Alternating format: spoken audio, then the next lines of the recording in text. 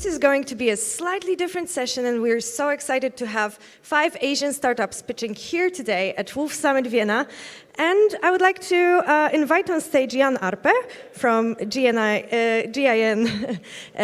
Incubator Vienna to tell us more about what it's all about, and then we'll go to the session.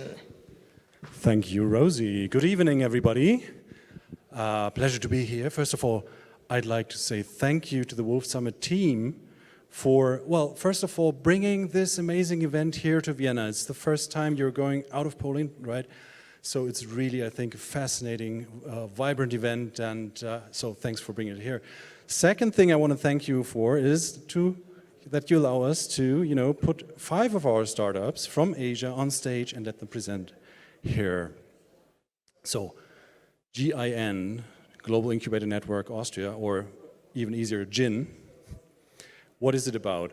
So GIN connects the Austrian startup ecosystem with selected hotspots in Asia.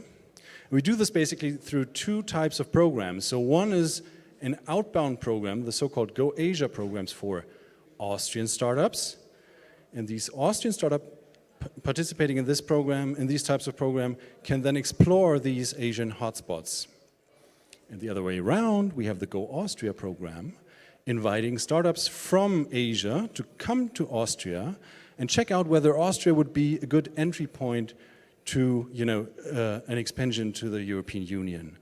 And so we've had, in the past 1.5 weeks, we've had 12 startups from Asia here, and so many of them are here tonight, and I'm really happy and proud that we'll see 5 of them pitch here in this session right now. So all the way from Singapore, all the way from Japan, all the way from Indonesia to Vienna here on stage.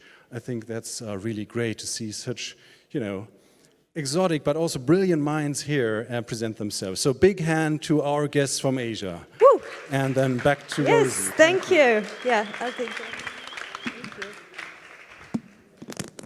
All right, so I think that we are ready to introduce our mentors first, because this is a mentoring session. So first up, we'll hear from startups for 7 minutes, and then we'll have 3 minutes for advice, Q&A, this sort of a portion where you can help the startups that you see pitching today.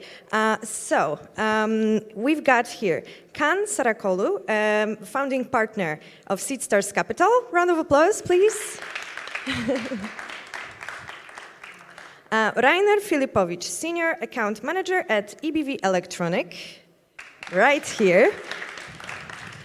And Wing Hin Chung, Head of Investment Promotion, Invest Hong Kong. I can see that you're ready with the sunglasses, and for tomorrow, guys, everyone should bring sunglasses here. If you don't have them, I'm sure that you can, get them in some nice shop here in Vienna. But yeah, we love the view, but yeah, we all see how the situation is. Anyway, let's start. I'm very excited to invite the first startup to join us here. Curium is their name.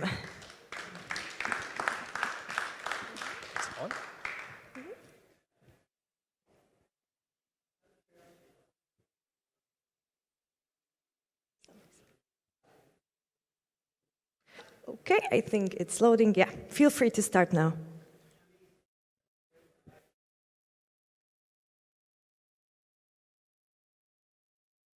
All right, let me just check if we can help here. Oh, is this one or this one? This one.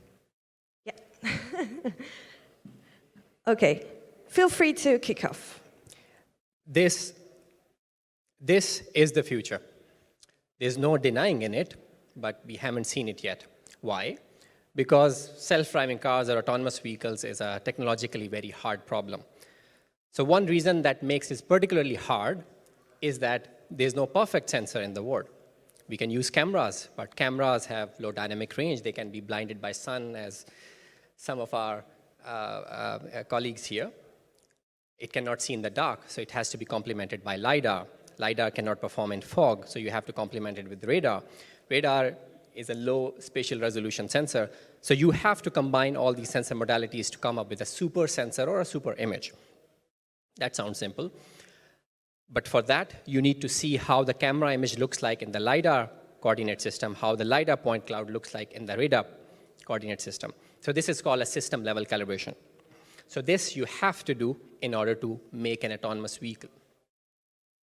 But the story doesn't end here, because you not only have to calibrate on day 0, but you also have to calibrate on day 5, day 10, throughout the entire life cycle of the product, which is easily more than 10 years. So that's where Qrums comes in. So we are a deep tech startup. I think, sorry for some problem with my slides. But we focus on calibration for the autonomous system because we want to make sure that we get this bit right. And we feed in well-calibrated data into the localization perception modules in order to make better decisions and have a safer autonomy. Why sensor calibration is important? Because a small misalignment of half a degree or a degree can create a big deviation at a 50 feet or 100 feet, so that you can miss an object of the size of a car, which you do not want that, because you do not want to have car crashes or accidents. To add to that, this is how the calibration looks like as of today. You can see it's a very highly manual process. It takes several hours, for some customers half a day. It needs special calibration rooms, and you can see it's not scalable at all. Maybe for research vehicles, for 1 to 5 vehicles, it's okay. But when it's going to be mass produced, and we are talking about 100 million vehicles that was produced last year, for example. So we develop time and space saving calibration. What does it mean? It means that it can be done anywhere. You do not need a dedicated calibration room. You can do an indoor, outdoor setting. You just need a little bit more space, 2 to 3 meters larger than the size of the vehicle. It can be done very quickly in less than 5 minutes. Not only that, we can also do dynamic calibration, which means that this technology can be embedded into the car, and you can perform calibration on the go at all times. How does it work? We just need the output, raw output from the sensors, such as cameras, LiDARs, radars. We perform the magic. It goes into our platform. We calibrate, and we spit the data out into our customers' autonomous driving stack. So let me talk about the calibration workflow as of today. So when an OEM makes a car, you have to perform an end-of-line calibration. And then when the car is on the road, and if something goes wrong, you have to go to a workshop to perform a 30-minute to 2-hour-long process. And then after that, your autonomous features are safe. But you never know. You're back on the road for 5 minutes. There's a small fender bender, a pothole on the road, and your sensors are knocked out of calibration again. And you have to repeat that same process again. So where our technology comes in, we can be fitted into the assembly line. We can replace that workshop hours-long process to within minutes. Not only that, we have the technology in the car for active monitoring and making sure that all the sensors are calibrated for safety on the road. Our business model is calibration as a service. We have 2 products. One is static calibration, which means when the car is stationary. The other is dynamic calibration, which means when the car is on the go, when the system is live. And we offer 2 kind of deployments to our customers, one cloud-based and the other on the edge, depending on the use case and our customer requirements. And we have a platform, and we give other add-ons to our customers as well. And we have had several interesting discussions with the key stakeholders, such as the insurance companies, because the insurance is going to change for the autonomous vehicles. And for that, this data is very useful, whether the sensors were calibrated or not at the time of the accident. This is how our calibration platform looks like. It's a single pane of glass platform, which is very easy to use by our customers. You can easily create your system, add on sensors, perform your calibration, and visualize them in a very intuitive way. Why do we think that this is the right time to develop this technology? Because if you look at the last few years, there have been a lot of autonomous vehicle trials on the public roads in the US, China, and also from Singapore, where I come from. And also the first ISO standard was released last year for the low-speed autonomous driving. And this year, EU is coming up with the regulation where they want OEMs to be responsible for the autonomous driving safety over lifetime. We are interested in all the autonomous vehicle use cases, starting from passenger cars, commercial vehicles, smart cities, other forms of mobility, Industry 4.0. These are the list of partners that we have acquired over time, automotive players, sensor manufacturers, and also the scientific community, such as the Society of Automotive Engineers. This is the team. I'm a serial entrepreneur with a successful exit with a PhD in optical system. My CTO has a PhD in machine learning from MIT. And the third co-founder is Usman, who comes from a very strong product background in the automotive and telecom sector. And we are advised by Dr. Mohammed, who is our functional safety expert, because we are working in a regulated industry, so we want to make sure that we are compliant from the get-go. So to summarize, the problem that we are solving is that the environmental and road conditions can lead to miscalibration of sensors for autonomous driving. We offer a fully automated pipeline for sensor calibration. We are already funded by VCs, and we have early customers in the ADAS AD space. We are a team of 4 scientists and 9 brilliant engineers with 3 patents filed, and markets we are interested in semi and fully autonomous vehicles, Industry 4.0. We are based in Singapore with a small presence in Germany, but we would like to expand our presence hopefully in Austria. So thanks to the Jane and Go Austria team. And tomorrow I'm flying to Canada to open up our North American office. And we are fundraising. So if you believe in a future with 0 crashes, please come talk to us. Great. Big round of applause. Thanks a lot. Now let's move on to the Q&A session, and I see that Khan has a question. I think, yeah, that's great.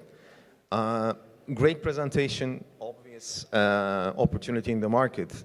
The bit that I found missing is the go-to-market strategy, because you're trying to cover like from OEM, in-factory, assembly line, to the aftermarket. You know, a crash happens, then the bumper got changed, and even the basic workshop can calibrate that.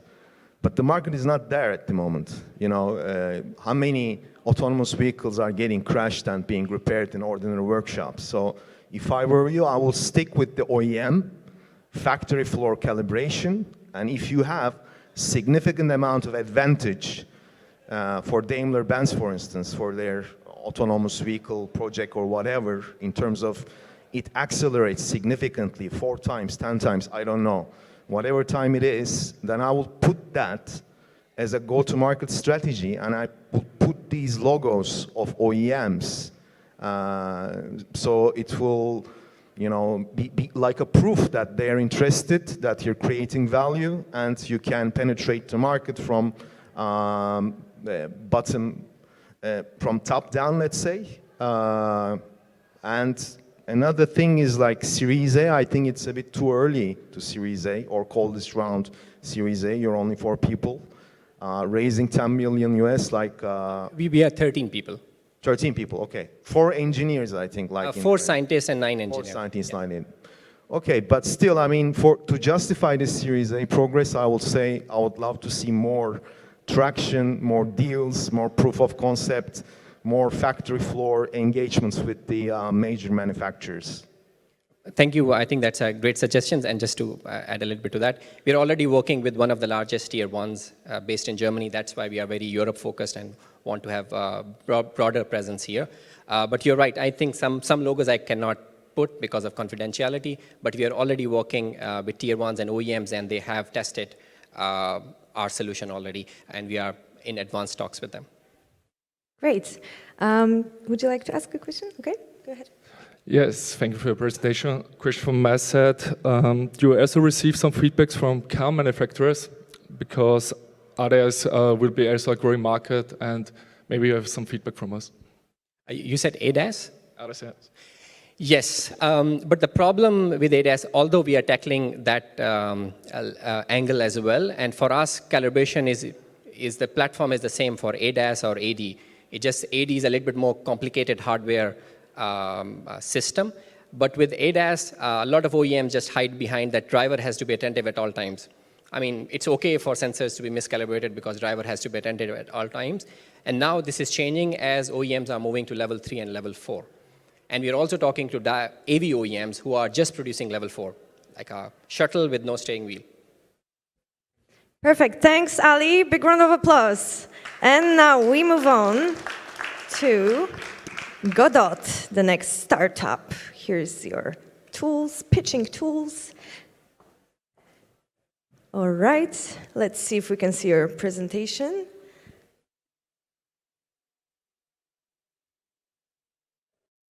Okay, feel free to start. Good luck. Hello, everyone. How many people here went to cancer screening before this year? Please raise your hand. How many people go to cancer screening this year? Okay, thank you. Actually, 61%. Do you know 61% of worldwide death can be attributed to bad habits and lifestyles, such as drinking too much, or short sleeping, or not taking preventive action, like going to cancer screening? There are a lot of services and tools to improve our daily life, but still, our leading cause of death is our daily behavior. Why? Because we believe that the current solutions and services are based on one-size-fits-all model. So sometimes they work for some specific people, but sometimes don't work for other people. So, in other words, there is a lot of space for improvement to personalize that service and solution to improve our healthcare. To tackle this challenge, we developed Nudge AI. This is a personalization engine, and Nudge AI enables you to identify the most relevant behavioral factor for each individual and develop evidence-based and personalized intervention with a combination of behavioral sciences and AI. So, our customer can use our Nudge AI very easily. First of all, customer just input the context information, such as, I'm pretty busy to go to cancer screening because I have a job. So by inputting this kind of information, Nudge AI gonna recommend the specific and the most relevant behavior change techniques from behavioral science evidence and databases. And our customer can design the specific intervention strategy with that recommended behavior change techniques. And also, Nudge AI can enable you to send a text message to promote our behavior change. So if you send a text message, you can get a reaction data like this way, but you don't have to do anything. Based on this reaction data, Nudge AI is going to implement the next intervention, learning from this reaction pattern data. So from the technology overview, we just need a context information like a bottleneck of our behavior change. And using a behavioral science database, Nudge AI suggests the most relevant behavior change techniques and implement targeted intervention for each individual, and get a reaction data and store reaction data, and learning from pattern of reaction data, Nudge AI can optimize the most targeted intervention to each individual. So Nudge AI offers you the three main benefits. First one is design time.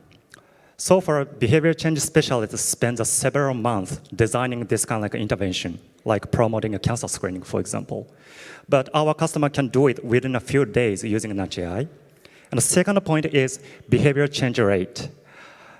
Our Nudge AI recommends the behavior change technique from the evidence and from a behavioral science evidence. So basically, our customer can design the evidence-based way, the specific intervention. And the third point is duration time. As we know, just changing our behavior only one time doesn't make much impact on our health, because just going to one time like cancer screening, what happened in the next year or what happened in the 3 years later, right? So duration time is very important, and because Nudge AI is based on an iterative loop system, we can increase the duration time of behavior change as well. And we have more than 20 use cases so far with local governments and with a healthcare insurance company. And the most recent case is from the Osaka city. That is the second largest city in Japan. And previously, Osaka city's ball cancer screening rate is just 80%. But we successfully increased the cancer screening rate from 8% to 54% in a single year. And we offer our Nudge AI through SaaS service or integration service. And in this integration, our customer can use our machine learning component through APIs. And we expected our market size is $375 billion in the public health field. And we raised 1.7 million euros before, and we are VC backed, and also we got support from Microsoft and AWS, and also like we are now recognized as a promising startup by the United Nations entity, especially in the area of infectious diseases such as HIV, tuberculosis, and malaria, that kind of field. And this progress is achieved by this team. And Ken, our CEO, is a seasoned entrepreneur with multiple exits. And CRO, Megumi, she is a research professional about behavioral science and public health. And me, I'm a machine learning engineer trained at Georgia Tech and UC Berkeley. And we are in a Series A, and we try to raise 4 to 6 million euros. And if you are very interested in us, come talk to me, because we already have 27 investors in our queue. So don't miss this opportunity. I'm Go Great. Suzuki from Goto. Thank you. Yeah, thanks a lot. Woohoo. All right, are we ready for the questions? Would you like to start? Yep. Go ahead. Great idea, larger than life idea. The only feedback that I can give now is that you're sleeping and waking up with this idea for maybe the last 2 years or something. But we are expected to understand and grasp this within 3 minutes. And some parts of it were pretty abstract. Yeah. So I suggest that you deploy maybe a case, the real story of someone who really helped and the testimonial of that. Like and individual? start with that. Yeah. Okay. And start with that. It will humanize the concept. It will enable everyone to understand. And then, while piggybacking off that story, you can go deeper in terms of deep tech capabilities of the team and so on. That's my 2 cents. Thank you so much.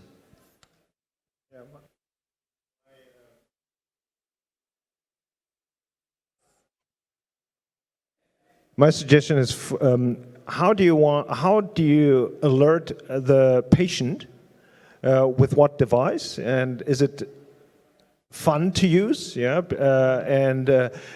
because then you can expand it to a lot of different areas. Bowel cancer screening is one part of it, but maybe way more important is the diet. People want to lose weight or stop drinking, stop smoking, all those behavioral changes. I believe in nudging, but you have to give the patients good incentives for that. Like not just numbers, like a real story of individual. Okay, got it. Yeah.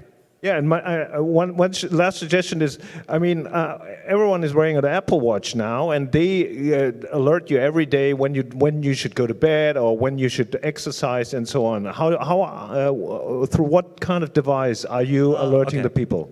Actually, like we don't use any device. We just use a text message if we want to notify. So we thought that we could make some app or like device, but in order to do kind of like use a behavior science technique with that apps or like wearable, something like wearable, first of all, like we have to like ask our user to buy it, right? So that's why like we decided to use a text message, because like this our customer is basically like a local government and like insurance company in Japan, and they have like that phone number for each target population. So that's why like now we are using a text message. But yeah, wearable devices will be our future option, but now we are focusing on the text message. Thanks. Quick question from Rainer. Yeah, some short question. Do you have any competitors with a similar text solution on the market? In Japan, yes. Then in Japan, there is not startup. I mean, they're already like 10 years old, but like they are focusing on kind of like, it is called like a general health checkup in Japan, and it's more focused on like diabetes or that kind of thing. And that venture actually, they are focusing on like sending a postcard, and they're gonna optimize this postcard because we can deliver like a postcard like everywhere. But like we are trying to like digitalize it with our phone numbers at this moment. Okay, thank you so much. Big round of applause. Okay, Green Lion, yes. Next up.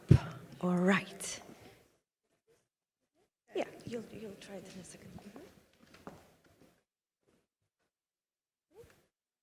Let's just wait to see the presentation on screen.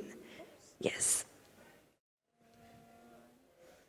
Hi, ladies and gentlemen. I'm Teresa from Green Lion, the head of admin. So think about that. Like, how many % of the batteries are not recycled? So 95% of batteries are not recycled and all are thrown in the landfill. So why our technology is special? So what is black mass? Black mass is crush and shred batteries that only comes out with the black powder itself. So it will go through our process in chemical process, and you will develop cathode materials that is 4 times more profitable. So this is our machine that is going to eventually deliver to our client in Mexico. So our technology is greener, faster, purer, and 4 times more profitable. So why are we different? Because we eventually disrupt the supply chain of this recycling. So we take off whatever that the black mass is in the market, and then we come out with this SK. They will eventually went to the manufacturers and then to the producer like Panasonic. But we cut this off, and our machine can eventually stay put in your factories and produce the metals of batteries difference coming out. So our technology is really green, and we are more sustainable as well. So, I mean, like, people would think like, machine, it will be cost really, really expensive. But we don't do just selling of machine. We say we lease the machine because we help to service the machine as well. And we do have a profit sharing model with the clients when they came out with the cathode materials. And there's a 30 and 70% of profit sharing with them. So it will help everyone to want to recycle batteries to be able to do it. So this is Dr. Katal, that he is the one that eventually the mastermind of this technology. He has 10 years of hydrometallurgy certificate. And this is my CEO, Leon. Together with me, we are more on the corporate staff. And you can see we from 4%, and we have eventually grown up to 20% throughout the whole world. So we have the most important person, that is Dr. Abby, that he's the mastermind of changing the technology into engineering. So we have already sold 3 machines of GRMC and 1 machine in Singapore, which is the LFP for LFP batteries only. So right now we already have raised 11.5 USD. So we are going on to Series B. So if you have any questions about it and introduce to us any customers, or you are interested in us, do come to me. I'm Teresa from Green Lion. Thank you. Great. Thanks a lot. Let's move on to the questions. Ken? Great presentation, thank you. I didn't know that 95% of Leon battery is not being recycled, and that black material really looks scary. I think it would be good to use like a metaphor, like a photo of this wasteland and its damage on the nature. It's not just convincing the investors, but the gathering up the public support and all that as well. I think you need that part of dramatic bit of the story, because you deserve to use it. The only question as an investor that I have in mind is quality of the output, because like the batteries that you're gonna put on are gonna go to mobile phones or car batteries, where performance is very important, very critical. Like if that particular manufacturer gonna replace you with the existing source, but if the battery life's less than 10%, it's gonna create a big problem.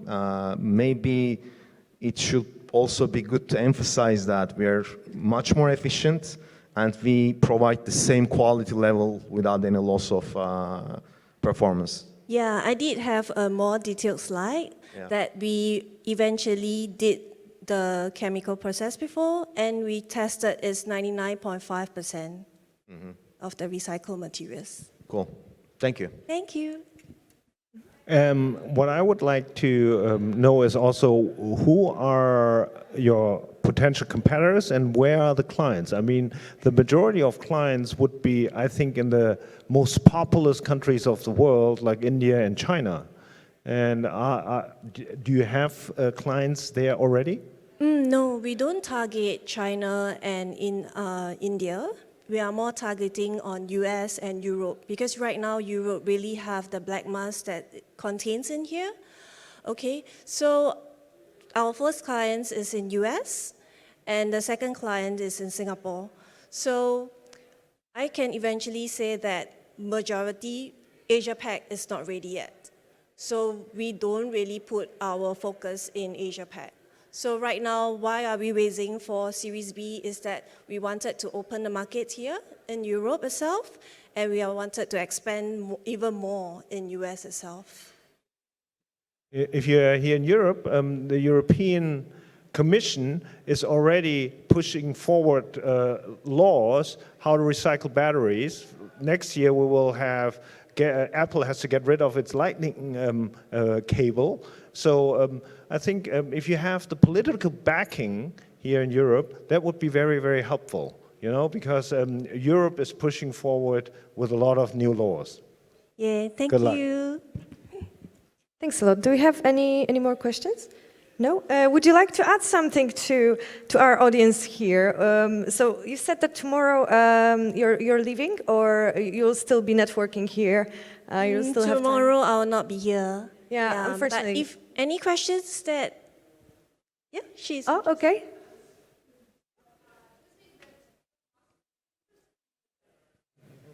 Do you think that Elon Musk would be interested?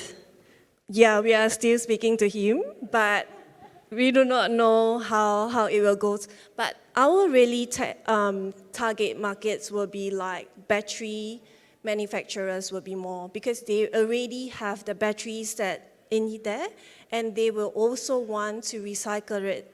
Because mining will not be the one that down the earth, whereby all the EV cars out the world, you know. So that's why recycling will be a part whereby it's good for us. And we also helping our next generation, because we would not know what will happen 5 years later. You should tweet him. Tweet in? Yeah, tweet. Show the black mass you're responsible of that. Yeah. Thank you. Okay, great. Big round of applause. Thanks a lot. Okay. Yeah, thank you. And now, P-Lab. Okay, no worries. We'll set everything up. I think we'll be showing something. Real showcase this time, like with all the things. Okay.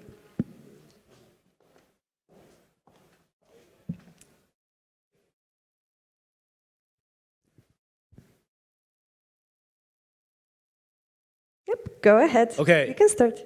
Thanks for the invitation. We are Pure Lab, a B2B green tech manufacturing pineapple leather for corporates and brands.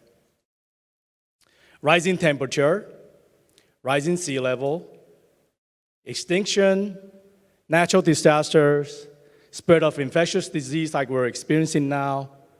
These are the effects of climate change, present more than ever. And the way we currently operate will only accelerate this process. But it's not too late. IBM report says that over 80% of the millennials and Gen Zs are looking for products and brands that are eco-friendly, and up to 35% is the premium that they're willing to pay. Leather industry is one of the most polluted material industry in the world, after oil and petrochemical. You know that leather exists in our everyday life. From the bags that we carry, the wallets that we have, the chair you're sitting on, but 80% of the animal hide is actually wasted. And over 83 billion gallons of water is consumed during this production process. And you have 35% of additional risk of cancer for people working at the tannery factories. That's where Peel Lab comes in. And this is terrible. Our missions are threefold. One, upcycling food loss. Two, prevent animal cruelty. And three, reduce carbon footprint. Our business model is fairly simple, B2B. We source raw materials from the upstream. So we talk to pineapple factories and farmers. We manufacture these raw materials locally in Asia. We can produce definitely leather as well as leather-made merchandise for you guys. In terms of the environmental impact, traditional animal leather produces over 100 kilos of carbon emission per square meter, versus ours is 4 kilos per meter, which is less than eating a cheeseburger. In terms of the quality difference, we are lighter, waterproof, scratch resistance, a 10-year life cycle, maintains the original texture with obviously a much less environmental burden. Here are some of the applications that our customers have made. There's a chair in the middle, very nice. This is a very popular school bag in Japan by all the little kids. Obviously, all the wallets, and we also have a shoe as well, and this bag. So feel free to come and touch it, smell it. Don't eat it though. And these are the UN's Sustainable Development Goals that we're very focused on, because our vision is really to replace 1% of the existing animal and synthetic leather by 2030. And so we're very focused on number 12, responsible consumption and production, 13, climate change, 14 and 15, which is life on land and below water. So if you have a factory, that produces waste, fruit waste, we love to talk to you. If you're looking for that Christmas gift using pineapple leather, we love to talk to you. If you have friends who are interested to come join us as we expand our markets worldwide, we love to talk to you. And or if you just want to have a chat, we love to talk to you as well. So here's our contact, and thanks very much. Thank you. So let's move on to the questions. Kan, you'd like to start? I can do a demo with the water on top. Yeah, we believe you. We believe you. By the way, this reminds me of the very successful no fur campaigns of 2 decades ago. And did you benchmark about them? Did you find out which fashion houses actually endorsed this no fur and they picked the synthetic fur? Or did you look into which NGOs like WWF actually supported, created the biggest fuss? Because you can piggyback on that. It's already a success story. It's just telling people that, hey, we did this with fur, now it's time with leather, kind of thing. Yeah, we are definitely part of the UN OPS program in Japan. And, but our mission is really to upcycle food waste. And we started with pineapple because farmers and factories they're not using the pineapple leaf. What they're doing is they're burning them, they're landfill them, and we wanted to upcycle into a higher value material for them, which gives them additional revenue streams and elevate their livelihood. The next thing that we're working on is the coconut husk. I love drinking coconut water, but every time I finish it, I don't know what to do with the husk. And there's a lot of them. We're talking about 100 tons a day of this waste material. And obviously, all these landfills and burning them creates methane, which contribute to global warming. And these are all the materials that we want to upcycle for higher value materials. So that's kind of the genesis of our thesis. It's actually like with two bonuses. One is against animal cruelty, and the other one is eliminating waste and all that. And yeah, Exactly. that's great. That's Thank great. you. Thank you. Rainer, do you have a question? Yes, thank you very much. I like your presentation. You also choose the right emotional pictures to transport your message. One question from my side, do you also have some customers here in Europe? No, I mean, this is our first time in Europe, actually, and thanks to Jin, we got to spend 2 weeks here, so, I've been walking around District 1, and thank you.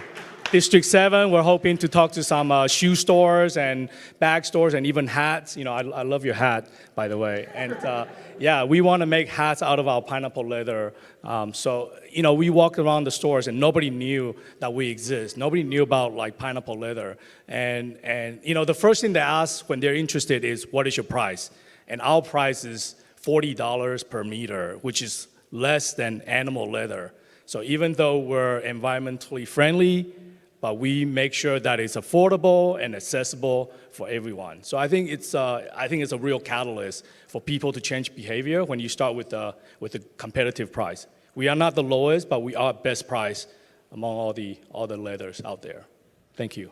One suggestion from my side is also to make it like into a brand, a little bit more sexy. One of the very famous upcycling brands in Europe is Freitag. You know Freitag, they make bags, they're based in Zurich from Switzerland, out of truck tarps, and they are one of the most popular bag brands now in Japan.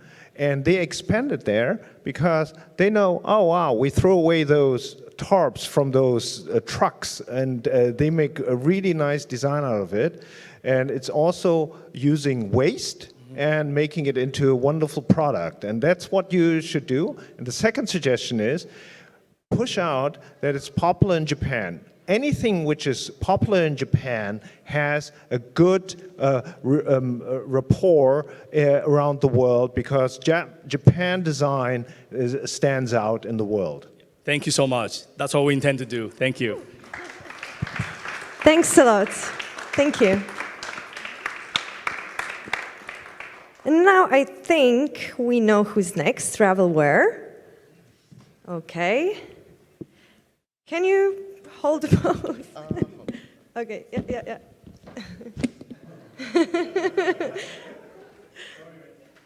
All right, we're getting ready.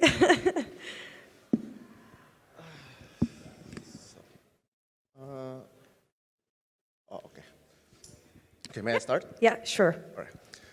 Comparing to barcodes, RFID is really expensive. My name is Randy. I'm from Revelware, and I'm here to tell you about our solution that could solve this problem. Before we start, do you know that there are roughly 200,000 barcode scans in each factory area per month? This number shows most of the industries are really still dependent on the barcodes or QR codes technology. The funny thing is, lots of industry know the existence of RFID, but price is the main barrier. What makes the RFID could not penetrate as wide as barcode or QR codes. As I mentioned, lots of industry still using barcodes. Why? Because it's really cheap. It's like 6.7 euro per 1,000 tags. But it's cheap, it comes with limitation. It can only do one tag scan at a time, and obviously the company will need a dedicated manpower to do the scanning. This makes there's a huge potential of human error risk. The RFID is the existing solution, which now is market ready, but RFID is really expensive. Even though RFID can solve the barcode limitation, the price of the RFID is like 330 euros per 1,000 tags. This makes that the RFID is only feasible for high-cost item scanning. In our case, what we do, we are making the cheapest RFID.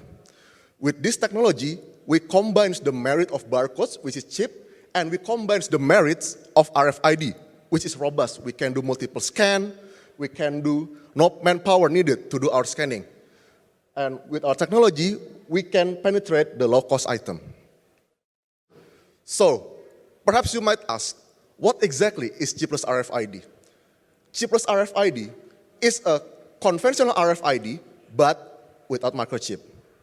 This way, every element of the RFID tag is printable, and it is really easy to produce our chipless RFID. All you need is our special conductive ink. This is based on graphene, by the way, that we make from the recycled plastic waste. You pour it into the printer, and boom, you get chipless RFID. It's as simple as that.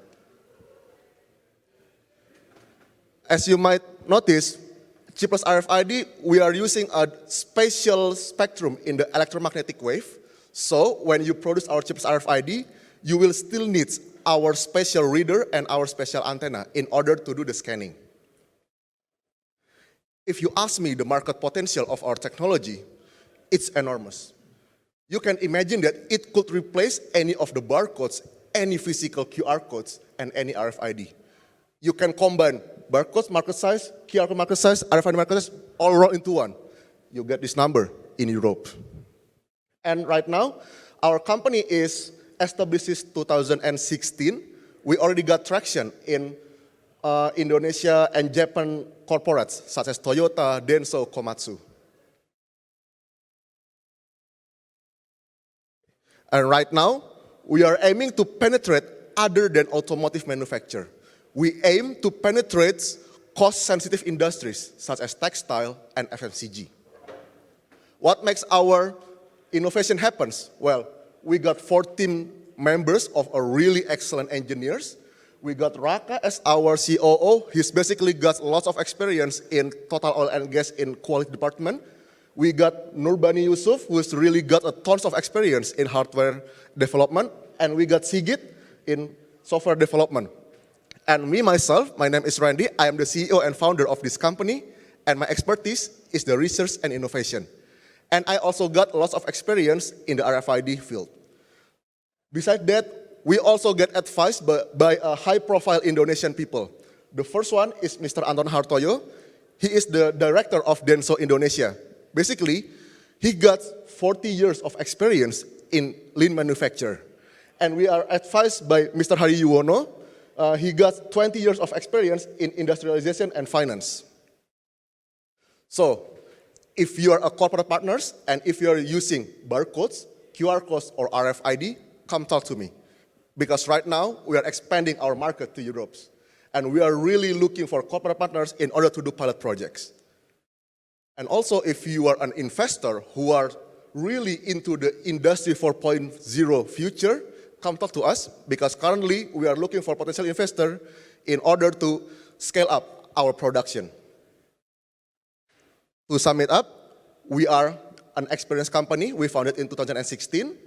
Our product is chipless RFID. We got traction in big corporates such as Toyota, and we are here to look for corporate partners and potential investor.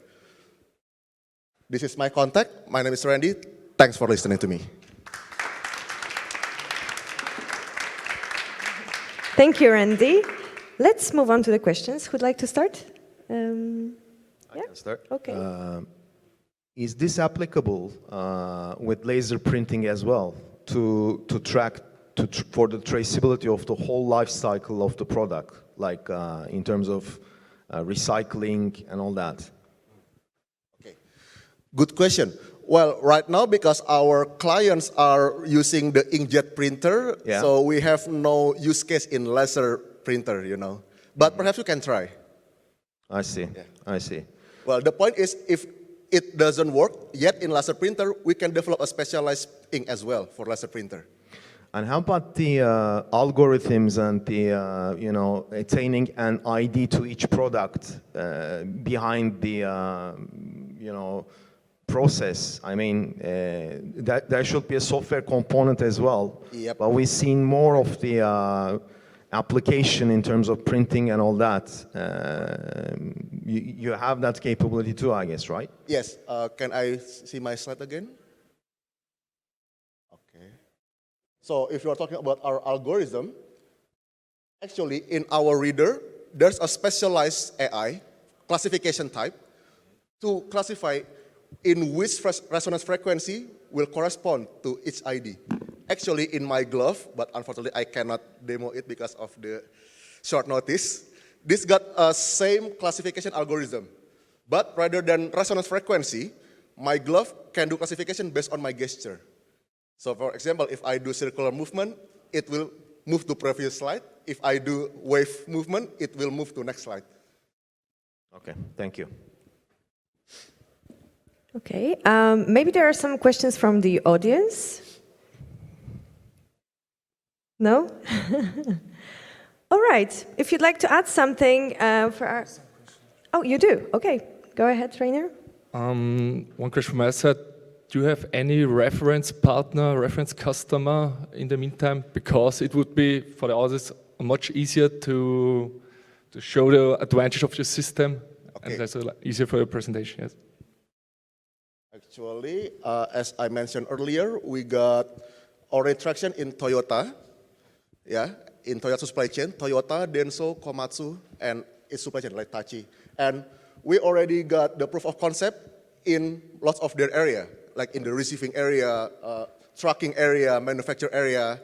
And if you can see from this slide, different area got different merits. Yeah, that's why, as I mentioned earlier, we can potentially change any physical barcodes, any physical QR codes with our technology. Okay, thanks a lot. Big round of applause for Randy.